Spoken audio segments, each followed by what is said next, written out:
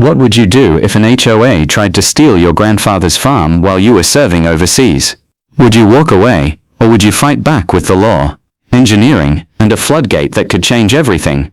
Drop a comment below, because this isn't just a story about land, it's about community, corruption, and how one man turned the tables on the most powerful HOA in Texas. My name is Jake Morrison. I'm 34 years old, a former Army Corps engineer, and the third-generation owner of 47 acres of Texas land just outside Austin. My grandfather Pops bought this place back in 1955, when Austin was still a sleepy college town, and barbecue smoke filled the air more than tech startups did. Pops was a simple man, but he believed in two things above all else: take care of the land, and take care of your neighbors. In 1978, he built a small earth dam on our property. Nothing fancy, just good engineering, designed to collect rainwater for cattle, and help downstream farmers through dry seasons. The Army Corps of Engineers even helped design it. For decades, it wasn't just a dam, it was lifeblood for the community. I grew up running cattle, hunting in the rolling hills, and watching Pops check water levels like it was sacred work. He always said, "Jake, one day this land will be worth something more than money. Protect it." Then life happened. I served 2 tours in Afghanistan, specializing in water management and infrastructure. Building wells, restoring clean water, and fighting over scarce resources taught me something important. Water is power. Communities live and die by it. And back home in Texas, I was about to learn that same lesson, in a whole new war zone. When Pops passed away, the land went into a trust managed by my sister Sarah. She lives in California, and knows more about yoga studios than Texas land law. She meant well, but she didn't pay attention to tax assessments, or county filings. That opened the door for predators. President of the newly formed Willowbrook Estates HOA. The kind of woman who drives a white BMW, wears tennis outfits as business attire, and calls it beautification, when she's really forcing people out. Her husband Rick just happened to be a city councilman, with influence over zoning changes. See where this is going.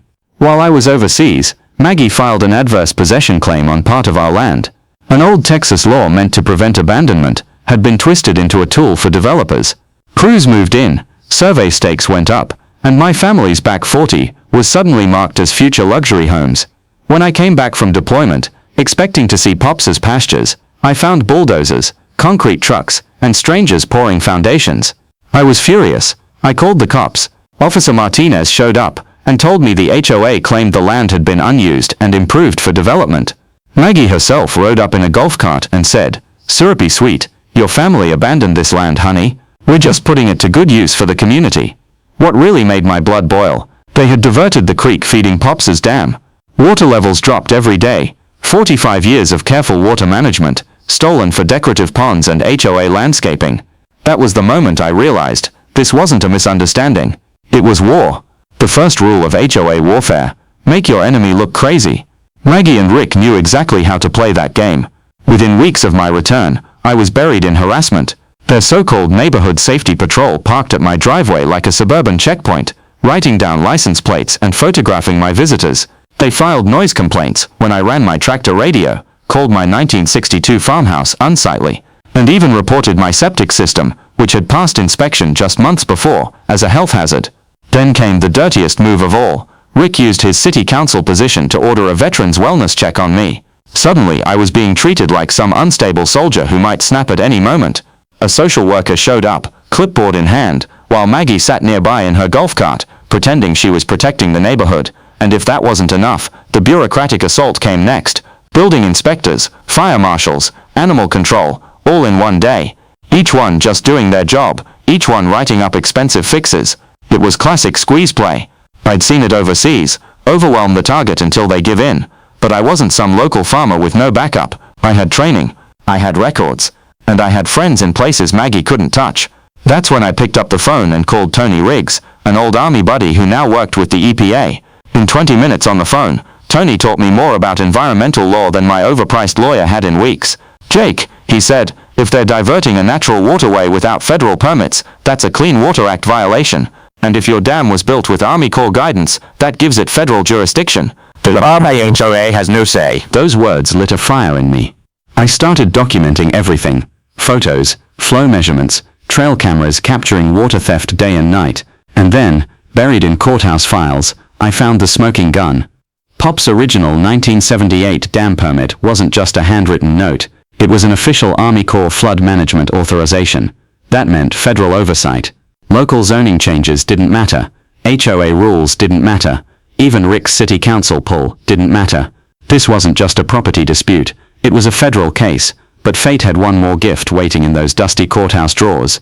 Behind a stack of old tax records, I found a document from 1923, my great-grandfather's senior water rights deed. That piece of paper meant our family legally controlled water access across the entire Willow Creek watershed. Older than the city, older than the county, older than every McMansion sitting on that stolen land. Knowledge in Texas, water rights often outrank land rights. If you own senior rights, even billion-dollar developments have to bow to you. Maggie wasn't just stealing dirt, she was stealing water, and now I had proof. Of course Maggie wasn't backing down. If she couldn't beat me legally, she'd try to bury me publicly. She staged press conferences with worried mothers holding children at the property line. She blasted the Nextdoor app with posts about unstable veterans. She even organized a Facebook campaign with the hashtag #ProtectOurKids. Local news ran her story. Dangerous dam threatens families. They forgot to mention my dam had passed every inspection with flying colors. Meanwhile her crews worked double shifts, racing to finish those houses before I could get a legal injunction. Every night I stood on my porch and watched Pop's dam drop lower, the water stolen inch by inch. But I wasn't standing alone anymore. Miguel Santos, a farmer whose family had used Willow Creek water since the 1880s, joined me with historical records.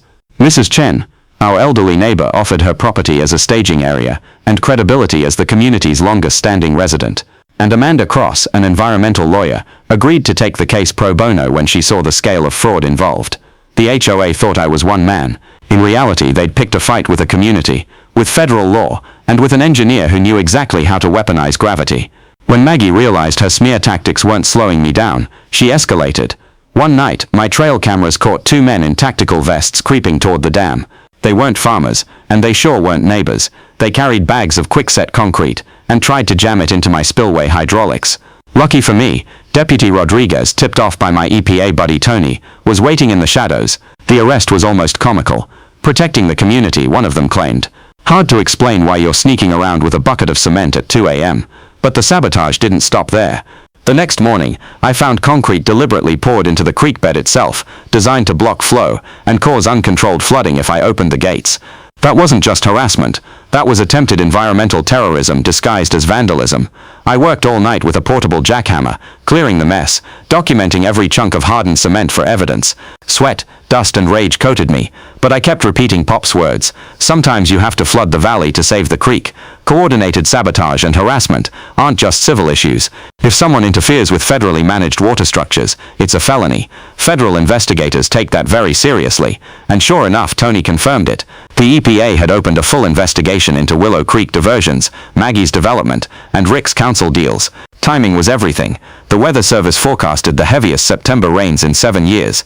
My dam was holding 3.1 million gallons, just enough to restore Willow Creek's natural flow without harming homes. Amanda, the lawyer, moved like a chess master. She filed federal complaints ahead of the rain, contacted environmental reporters from Austin to Houston, tipped off state insurance regulators about the HOA's fraudulent loan applications. Meanwhile, Miguel rallied farmers, Mrs. Chen rallied neighbors, and even the local Audubon Society showed up when they learned Maggie's diversion had destroyed nesting habitats for protected bird species. We weren't rebels anymore. We were a coalition. Of course Maggie knew how to play optics. She went on morning TV in pearls and black dress, dabbing fake tears. Veterans need mental health support, not weapons. She sniffled. This man is using military training to wash away our children's homes. Her husband Rick sat beside her, billed as an expert city engineer, warning of catastrophic dam collapse. Conveniently, he left out the fact that my dam had passed every inspection for 45 years. But the internet isn't always kind to liars. Within hours, old clips of Maggie's $2.3 million EPA fine in Houston resurfaced. People started asking the right questions. If her last HOA got busted for the same thing, maybe this isn't about children's safety after all. I wasn't reckless. This wasn't revenge. It was engineering. I drew up exact spillway release plans. Start 6 a.m. at 25% capacity. Gradually increase over 4 hours. Peak flow at 10 a.m., matching historical flood patterns. No destruction, no surprises, just water flowing where water had flowed for generations. I posted warnings 24 hours in advance, notified the volunteer fire department, even drafted an evacuation plan no one would need, just to prove responsibility. The smell of WD-40 and machine oil filled the night air as I serviced every hydraulic control. Pops had built this dam to last, and I wasn't going to let him down. Maggie tried one last trick. She called Veterans Affairs and claimed I was suicidal. At 5:30 a.m., just 30 minutes before the scheduled operation, a VA social worker showed up at my door. While I explained calmly that I wasn't a danger, Maggie live-streamed from her golf cart, trying to paint me as unhinged. For a moment, I almost cracked. Then I found Pop's final journal entry in the farmhouse. Sometimes you have to stand up to bullies. Sometimes you have to open the gates. At 7:20 Pulten moment, to Liam come to Desai, Pulten and Tool, and Lashashans a fan. Toolis widi tool fan and Savolta place to blouse, play will wanches, Pubsulum touring, quidus travlicious ekvat fibusolint, someone else you doltly side tools to plouts, some touring, the sectors to plouts fat to plausamis, Totfontamada fantos, Sugi set featurely Georgely synthro abortions and trentoris sushant flag, Sugi fet leaving toting, to lost out plouder, some tor just to plus plout fit legis and at thumb say, Tov mail suamskes in the serve las, plaskop phineas and from say, to fold that phineas and tor, Tofeslis and plaskop toxic etc. las, Toges and wood blaskop to fantly so, Tos almanalies of listently fairs qual etc. reading, Thomas all sashus seat, at that fantly and sent, Tolit sumis and feature in sa qualis lisu feature. With federal agents, farmers and reporters watching, I gripped the cold steel levers of the spillway and pulled, for storm clouds had gathered exactly as the weather service predicted.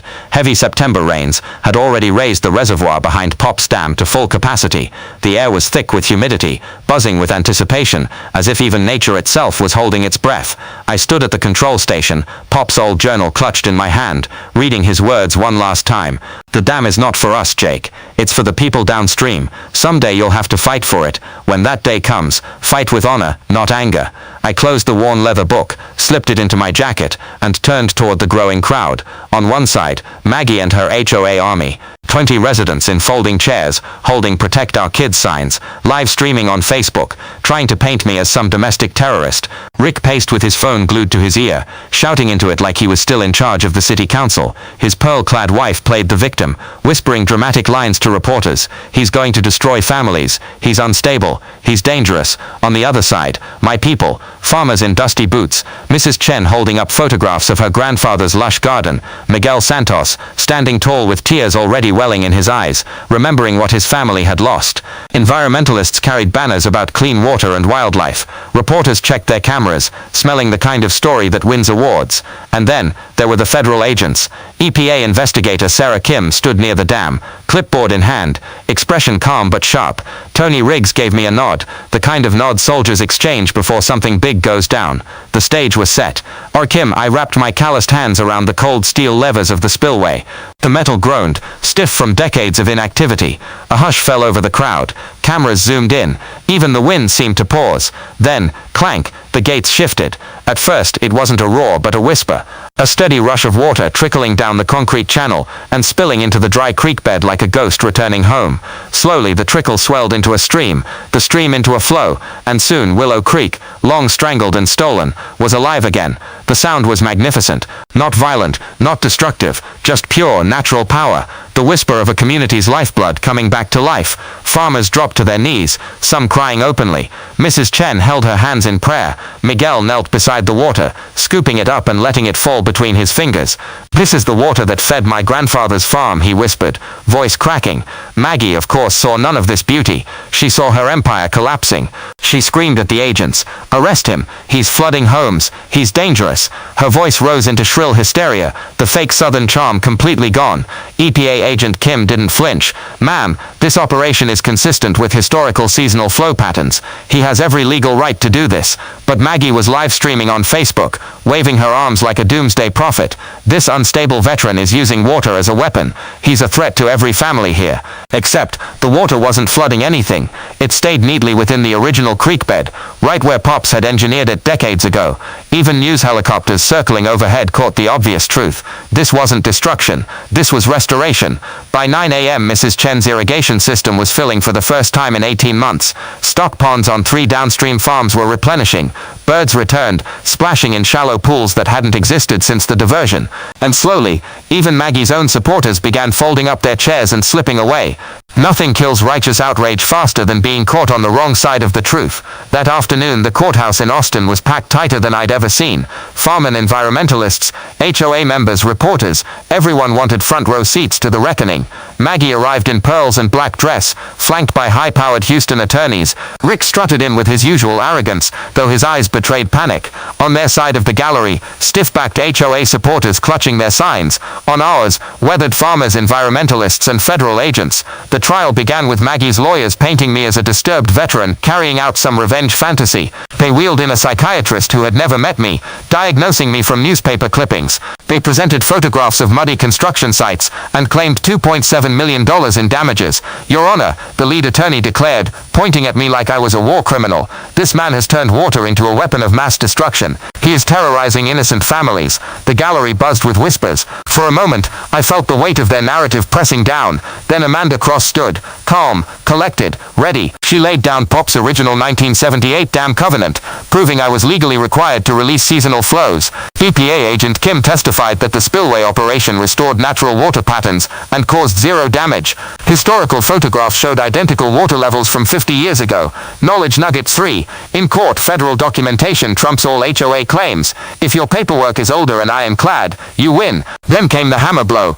Tony Riggs testified under oath that the HOA had violated 3 federal environmental laws, committed insurance fraud, and destroyed habitat for protected species. The judge's face turned pale as he realized this wasn't a petty land squabble, it was a federal crime scene. But the real dagger came when Amanda called Rick to the stand. Under oath, Amanda pressed him. Did you push through emergency zoning changes while Mr. Morrison was overseas? Yes. Did you disclose your financial stake in the construction company? No. Did you personally benefit from contracts connected to Willowbrook Estates? Rick tried to squirm, tried to dodge, but Amanda had the ace up her sleeve. She played a recording of Rick on the phone earlier that morning, screaming about that psycho destroying millions in property value. The courtroom erupted. Reporters scribbled furiously. Cameras flashed. Rick snapped. This is a federal setup. We did nothing wrong, he shouted, slamming his hands on the table. His own words betrayed him more than Amanda ever could. Finally, it was my turn. I stood, Pop's journal in my hands, and spoke directly to the judge. Your Honor, I didn't flood anyone's homes. I restored a creek that was stolen from my family and this community. For 45 years, this dam provided life. Maggie and Rick turned it into a weapon for profit. I turned it back into what it was always meant to be, water for the people. The silence afterward was heavy. You could feel everyone in that room knew the truth. Judge Walsh cleared his throat, sweat beading at his temples. With reporters and federal agents watching, he had no choice. He denied the HOA's restraining orders, ruled the spillway operation was legal and beneficial, and ordered Willowbrook Estates to cease all interference with federal investigations. His final words to Rick echoed like a death sentence. This court will not obstruct lawful federal environmental enforcement. Councilman Thornwell, consider yourself under federal investigation. The gavel came down. Maggie's empire crumbled. The verdict hit Maggie like a thunderclap. Cameras flashed as she stormed out of the courthouse, pearl necklace bouncing on her chest, refusing to answer a single question. Rick wasn't so lucky. Federal agents served him warrants before he could even leave the building. The mighty city councilman dragged away in cuffs, sputtering excuses no one believed anymore. Within weeks, the dominoes fell. Rick Thornwell pleaded guilty to conspiracy and fraud. His 3-year federal prison sentence was light compared to the damage he'd done, but it was enough to end his career. Maggie Thornwell faced $8.7 million in civil penalties. Her BMW disappeared from the neighborhood almost overnight. Rumor had it she sold jewelry just to cover legal fees. Eventually, she declared bankruptcy, her name forever poisoned in every HOA circle. The construction company that partnered with them was hit hardest. $1 billion in EPA fines. Banned from federal contracts. Overnight, they went from Austin's hottest developer to a cautionary tale for law students. And just like that, Willowbrook Estates, the suburban dream of 35 McMansions, was nothing but a half-finished ghost town sinking under lawsuits. But while Maggie's empire collapsed, something beautiful was happening in the valley.